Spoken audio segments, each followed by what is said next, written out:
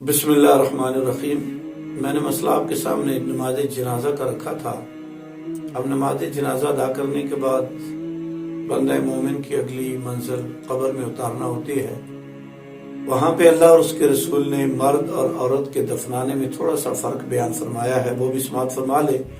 مرد کے لیے اپنا پرایا عزیز رشتہ دار جو بھی ہو اسے قبر میں اتار سکتا ہے، لیکن دیانتدار امین اور نیک انسان کا قبر میں اتارنا اس کے لیے زیادہ بہتر ہے۔ عورت کے لیے شریعت نے محرم کی قید لگائی ہے کہ محرم اسے قبر میں اتاریں گے۔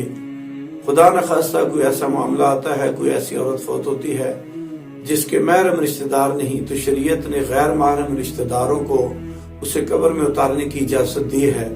اگر محرم اور غیر محرم دونوں موجود نہیں تو اس صورت میں مجبوری کی وجہ سے عورت کو اجنبی مرد بھی قبر کے اندر اتار سکتے ہیں۔ ان الفاظ پر توجہ فرمائیے گا۔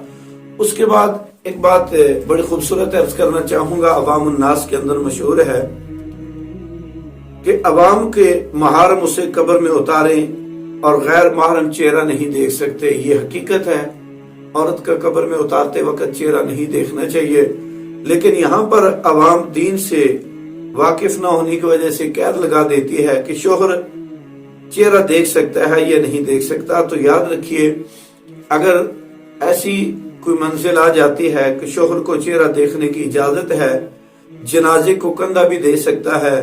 عوام میں یہ جو مشہور ہے کہ شوہر عورت کے جنازے کو نہ کندھا دے سکتا ہے، نہ قبر میں اتار سکتا ہے، نہ منہ دے سکتا ہے، یہ غلط ہے۔ شوہر کے لیے اپنی وفات یافتہ بیوی کو براہ راست چھونے کی ممانعت ہے۔ ضرورت کے تحت عورت کے بدن پر کپڑا ڈال کر یا ہاتھ پر کپڑا لپیٹ کر اسے چھو سکتا ہے۔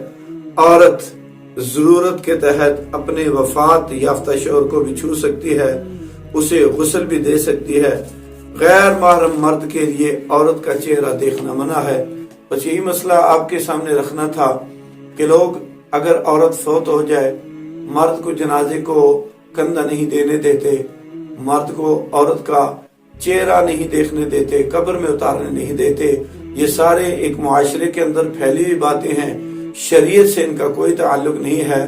اور اگر کوئی بندہ اپنی سوچ اپنی فکر کی وجہ سے ایسا معاملہ کرتا ہے تو ایک بندہ مومن کو نیک کام سے وہ روکتا ہے، رکاوٹ کا باعث بنتا ہے۔ لہذا خدا را جن مسائل کا علم نہ ہو علماء سے ضرور رجوع کیا کرے اور وہ مسائل سیکھے، نہ کہ اپنی سوچ اور فکر کی وجہ سے کسی بھی بندہ مومن کو نیک کام سے دور کر دیا جائے۔ اللہ کے حضور دعا ہے اللہ تعالی شریعت محمدی کے جو اعمال ہیں ان پر عمل کی توفیق عطا فرمائے۔ وما علینا الا البلاغ۔